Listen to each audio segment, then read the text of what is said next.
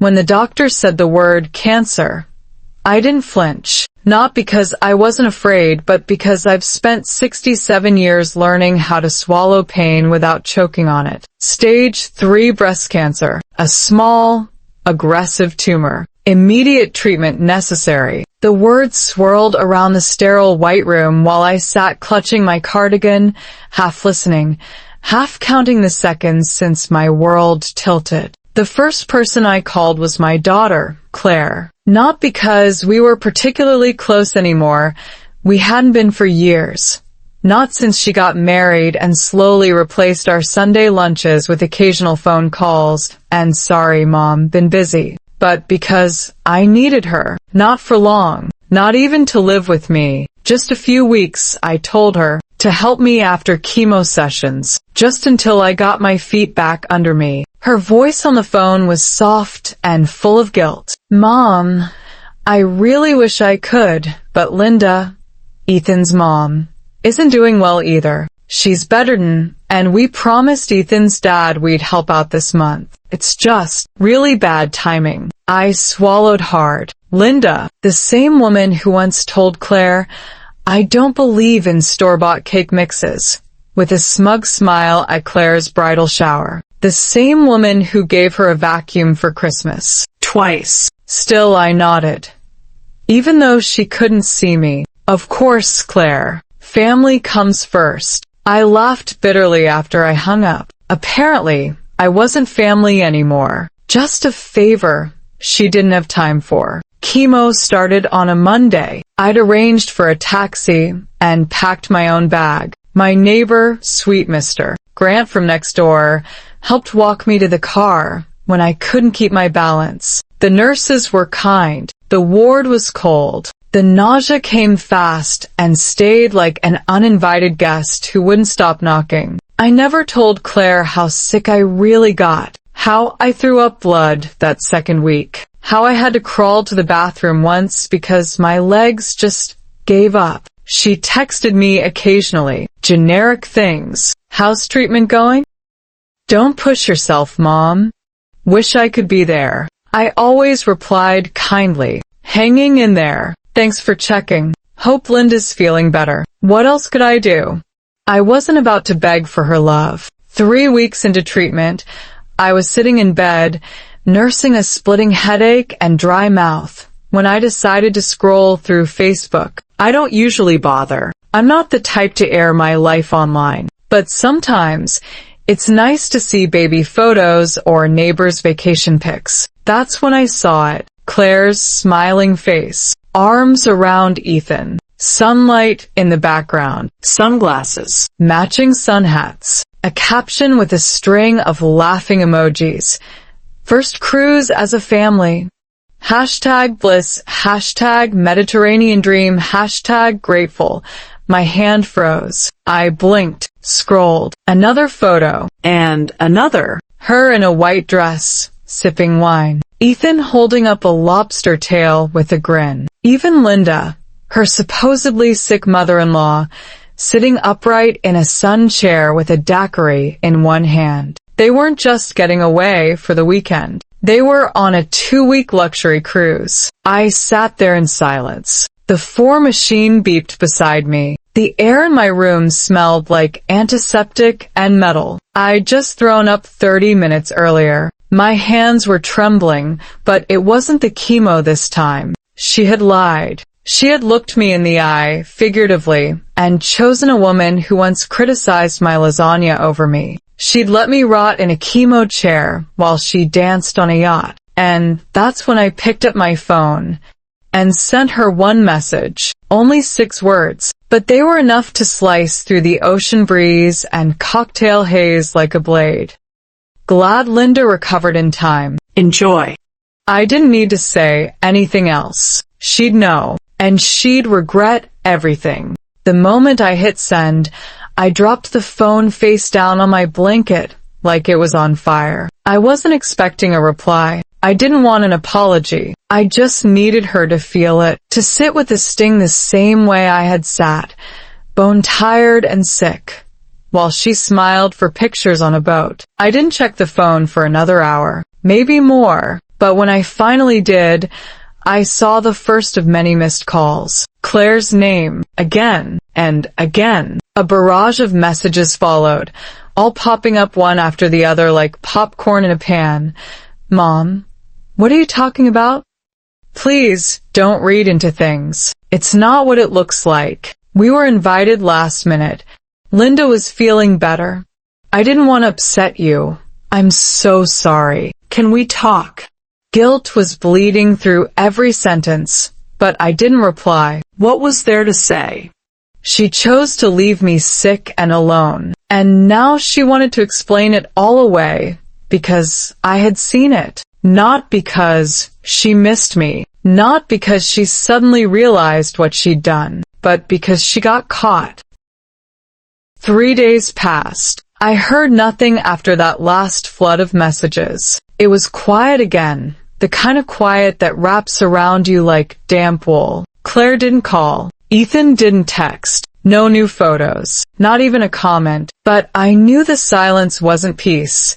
It was damage control. They were still out there, no doubt scrambling for the right words to make it all go away. Meanwhile, I had another chemo session. This one hit harder. My mouth was full of sores. My hair had begun thinning. And worst of all, the nurse had to call in an extra hand because I fainted midway through the drip. They gave me crackers and juice, held my hand, helped me back into the cab home. No daughter in sight. Grant saw me struggling to get out of the car and came jogging over. He offered to make me soup, even helped bring in my groceries later that evening. Anything you need, just knock, he said. He meant it.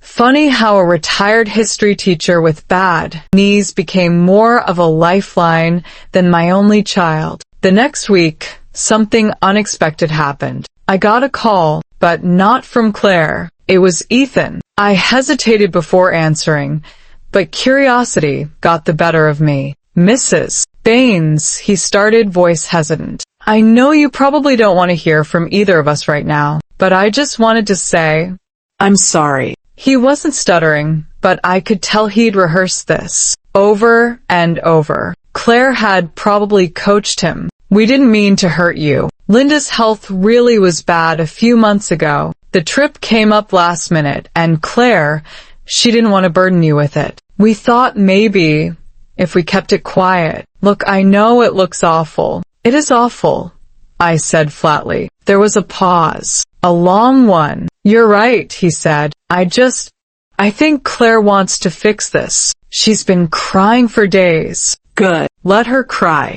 She'll be home in 2 days. She's flying back early. I said nothing. I just hung up. 2 days later, I heard the car door slam in the driveway. I didn't get up from my chair. I didn't move when I heard her keys fumbling in the front door lock. She opened it slowly, as if unsure whether I'd be there at all. Mom. Her voice was smaller than I remembered. Funny how your child can grow into a stranger so quickly. I looked at her. Tired face, designer travel bag, and a souvenir tote that read Barcelona vibes. I kept my face still. I know what I did was wrong, she said. I should have told you the truth. I didn't think you'd take it well. You thought lying was better.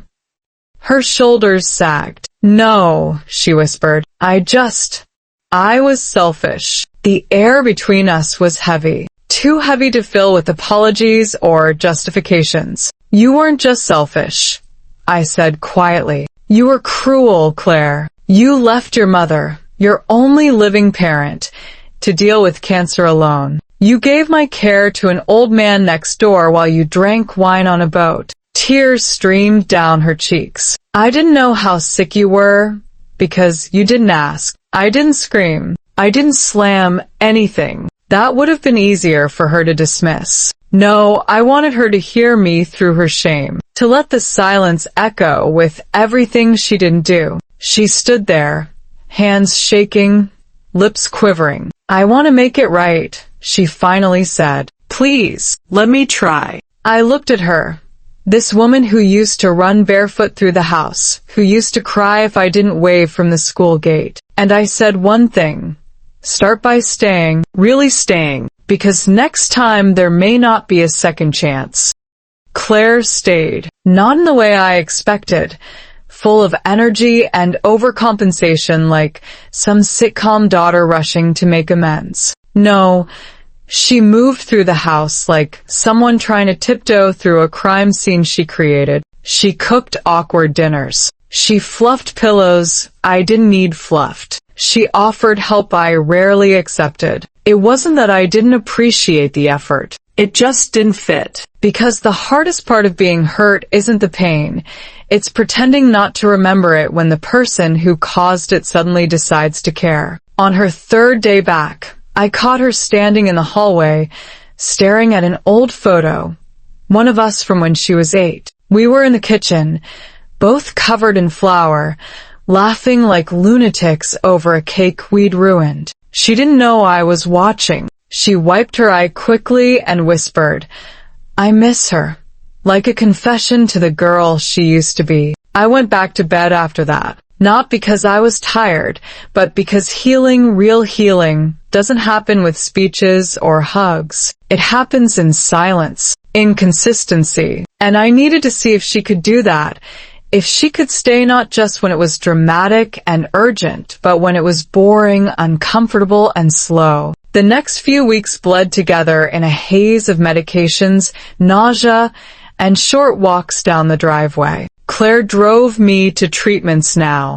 She waited in the car, usually sipping coffee and reading. Sometimes I'd catch her crying. Not loud, not theatrical, just quiet, like someone finally realizing the consequences of years they couldn't rewind. One day, while I was brushing my thinning hair in the mirror, she came up behind me with a scarf in her hands. "I bought you this," she said, placing it gently beside me. It was silk, soft blue with tiny sunflowers stitched around the edges. I didn't cry, but my throat burned. That night, we watched a movie together for the first time in years. Something light, with dancing and music.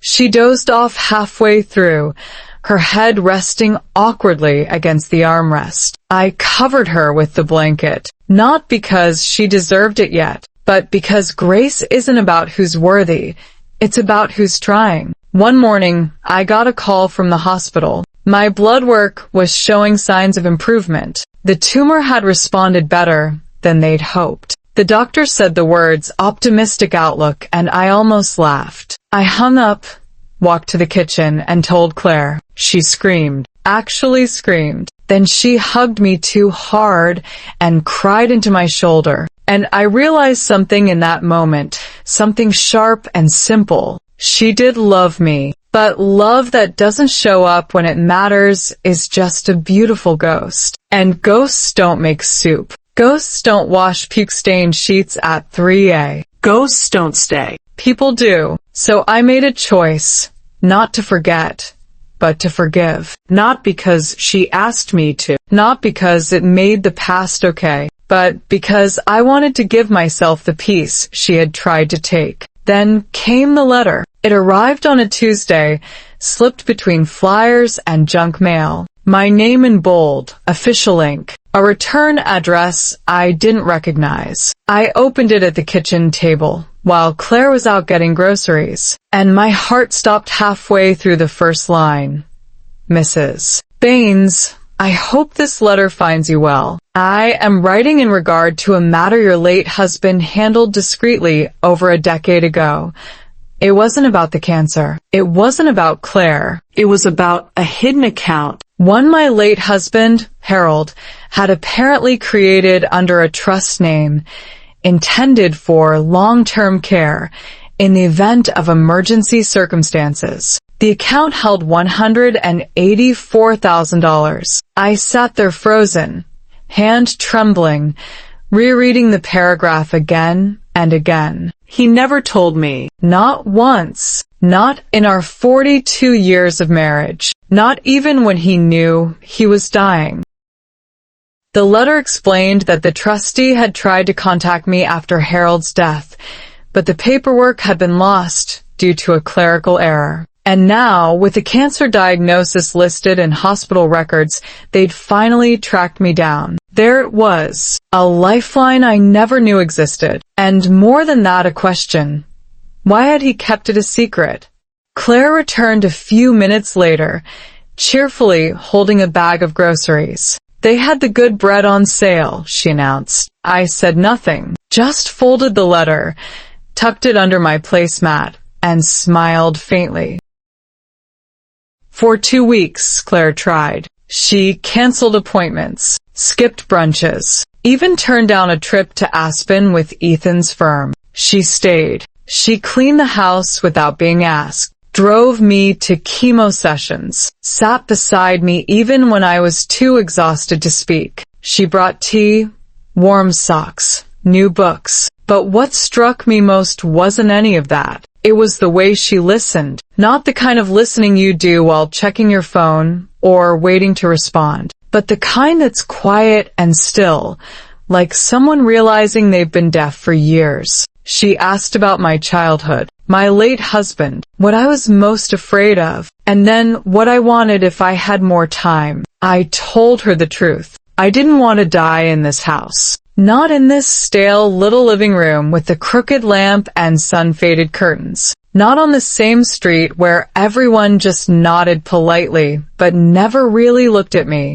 I wanted the ocean, not to cruise it, but to sit near it. I wanted wind in my thinning hair, the sound of gulls, and the salt sting of waves. I wanted to matter to someone not out of guilt, but love. Claire nodded, tears running silently. I didn't know, she said. You didn't ask, I replied. But something had shifted. She wasn't defensive anymore. She wasn't performing. She was present. That weekend, she came into my room with a folded brochure in her hand and a strange gleam in her eyes. Mom, she said, I have an idea. It was a small rental cottage, oceanfront, simple, blue shutters, a white fence, just outside Monterey. I thought we could go for a few weeks. Just you and me, she said. I already cleared it with your oncologist. There's a hospital nearby. They can handle your next 2 rounds of treatment. I blinked. Claire, she knelt beside my chair. I know it won't fix what I did, she said, but maybe it can be the beginning of something better. And for the first time in weeks, I let myself believe it. So we went. The drive was long. I threw up once. We had to pull over when the nausea became too much. But we laughed through it. Real laughter. The kind that doesn't ask for permission. The moment we stepped into the cottage, I breathed deeper than I had in months. It smelled like lemon soap and sea air. There were blankets folded on a wicker chair, a little reading nook by the window, and the sound of waves crashing just beyond the screen door. Claire helped me unpack, then made soup from scratch. She tucked me into bed that night like I used to do for her. And in the morning, I woke to the scent of coffee and the sight of her sketching something in a notebook by the patio. I walked over, slowly, and peered over her shoulder. It was a list. Things I want to know about my mother. Her first heartbreak. Her biggest regret. What she dreamed of becoming. Her favorite song when she was 20. What made her fall in love with Dad. Her happiest day. The scariest moment she ever survived. What she wants to leave behind. I touched the page with shaking fingers. I don't know if I'll have time to tell you all of it, I said quietly. Claire closed the notebook and looked up. Then I guess we'd better start today. And just like that, something bloomed again. Not the old bond we once had. No, that one was gone, buried under years of silence and hurt. But something new, fragile, honest, and rooted in truth. Maybe not every daughter gets to come back. Maybe not every mother lets them. But for now, for this day, we were both exactly where we needed to be. And that was enough.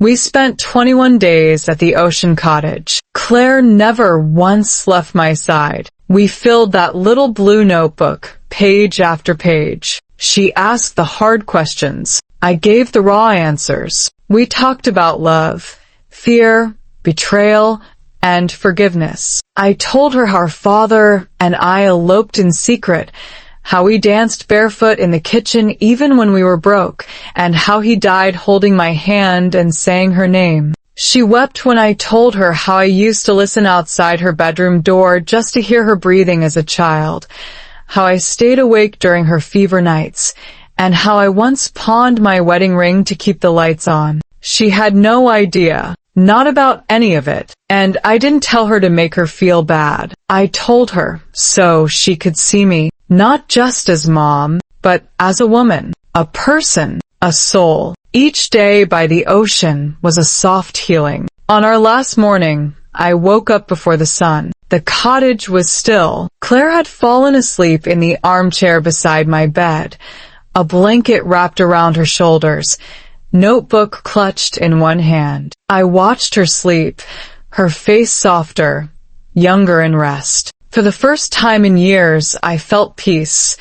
Not because I was getting better, I wasn't, but because I wasn't alone anymore. I stood up slowly and walked outside. The wind was cool. The waves rolled steady, like a heartbeat, and I made a decision, one I'd been avoiding. When we got back home later that evening, Claire unpacked while I disappeared into the hallway closet, the one she never bothered opening. Inside a shoebox tucked behind old tax folders and sewing scraps, I pulled out the envelope, sealed, thick, yellowed slightly at the edges. I had written her name on it 2 years ago, thinking I'd never get the chance to hand it to her in person. But now was the time. I walked into the living room, held it out, and said simply, "This was supposed to be for after I was gone, but I think you should read it now." Claire looked at me, confused, then slowly peeled it open. Inside were 2 things. A handwritten letter, my last words to her, penned when I believed I was dying bitter and alone, and a legal document, a revised will. Claire's eyes darted across the page. Her jaw slackened. "Mom, this says," I nodded. "Yes, I changed it last month, before the ocean trip." Her eyes filled. "You left me everything." I didn't blink. "Yes." She shook her head. "But what I did. How could you?"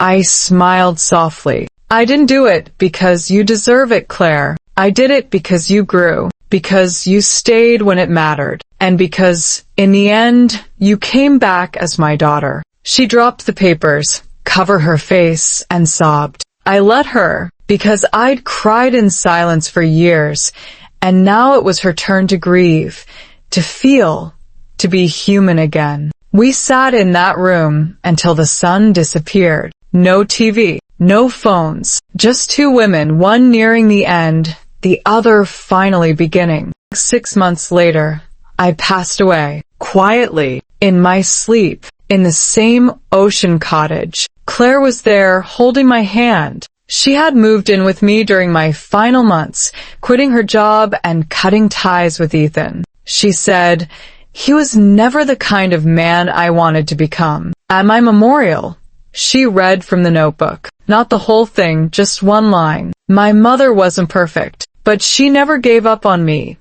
even when I deserved it least." That's what real love looks like. It doesn't erase the past. It transforms it. She's kept the cottage. She writes letters to me sometimes and places them in a bottle, then tosses them into the sea. And every year on the day we first arrived there, she returns, not to mourn me, but to remember the mother she found just in time, and the version of herself she never knew she could become.